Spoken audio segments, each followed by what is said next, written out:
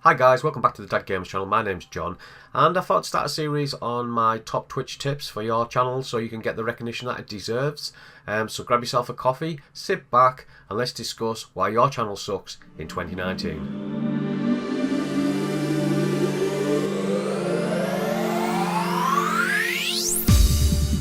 Browsing through Twitch, I can honestly say that some people's stream setups are absolutely awful. So let's just take a few moments and find out what is a good user experience and what, quite frankly, is a terrible one. He's basically just got his camera there, which is okay, but you can also see like what's going on in his background. You can see like his clothes and his cover and whatnot. Personally, I think that looks a little bit lackluster. Then we got this guy. He's got a little follow goal going there and whatnot, but he's actually not even in his stream by the looks of things. And this final guy that I found, he's got a lot going on, plus I think that's his wife in the background, so yeah, I mean, come on guys. People often think that your overlay needs to be full of bells and whistles and have all sorts going on, but in all honesty, that generally turns a viewer away. It needs to be something like simple and clear and effective, not something so simple that it's boring, but definitely something that sort of keeps the viewer's eye on the gameplay and on yourself.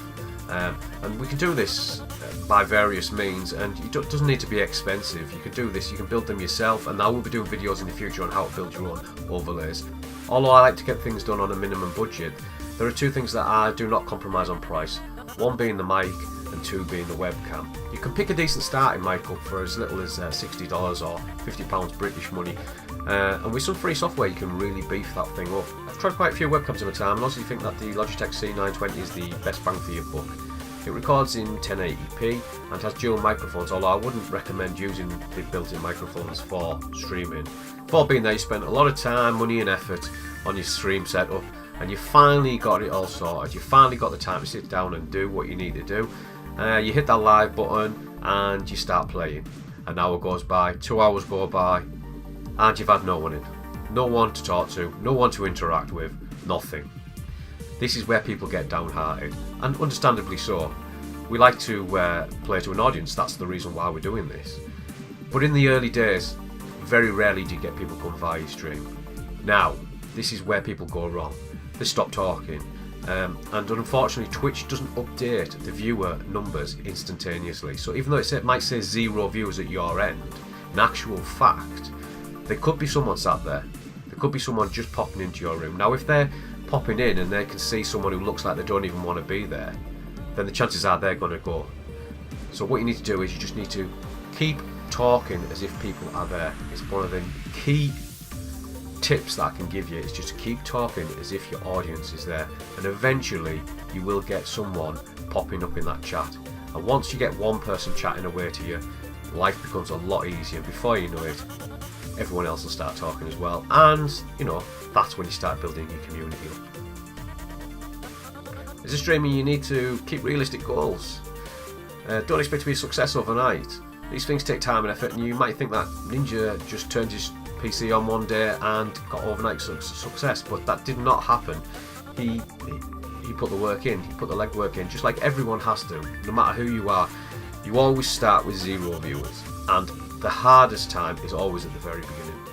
Just keep doing what you're doing, and at this early stage, just use it as a way of sharpening your skills, getting used to being in front of the camera, learning the tricks of the trade, and obviously making mistakes, because we all make mistakes. It's quite simple, but we learn from our mistakes. So that leads me into consistency, and you need to try to be as consistent as you possibly can. Now I know that it's quite hard. Some of us can't do this full time, and we have to hold jobs, or we have to go to school and things like that. But even if you can just do once a week or maybe twice a week, an hour here and an hour there, if you can just try and keep that as a consistent thing, so every Wednesday night, say, you're going to be there, you're going to be streaming, at least when you start building your small following at the very beginning, they know when to expect you to be coming online.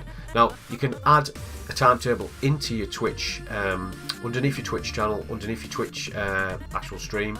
You can put it in there, and you can use simple plugins. I think Streamlabs do one, and I'll list it below. And also you can just write it in there what days you're going to be streaming, what days you're not going to be. Now one thing to bear in mind, if you're going to put times and dates in, then stick to them times and dates.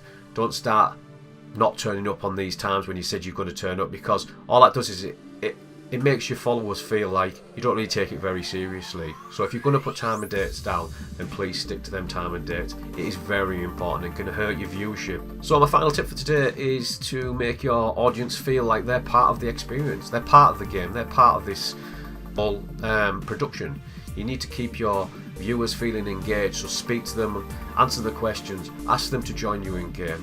Ask them questions about their day, or if they're streaming, ask them what they stream, or if they're playing games, ask them what games they play, or even ask them to help you out in quests and things like that, depending on what game you're playing, obviously. By making your audience feel like they're part of the community and part of the production, they're more likely to stick around, they're more likely to wave your flag. So yeah, that's a really important thing, is once you do get them viewers into your channel, make sure that they feel welcome and make them feel like they're part of it. Thanks for watching. Make sure you like and sub to get the latest content.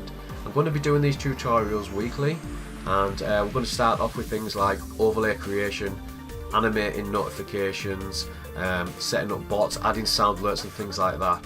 Just things to get your channel looking a lot better than it currently is. Leave a comment below on what tutorials you would like me to produce in the future, and until next time guys, we'll see you all later.